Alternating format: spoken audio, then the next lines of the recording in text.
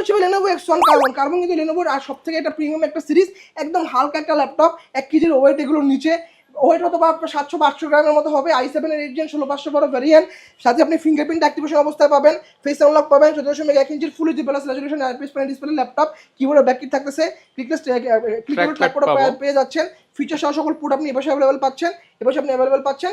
Offer price মাত্র 42500 টাকা, মাত্র 42500 টাকা। ডেলের মধ্যে যারা একটু হাই কনফিগারেশনের 2-in-1 খুঁজতেছেন সেটা কিন্তু আমাদের কাছে अवेलेबल আছে।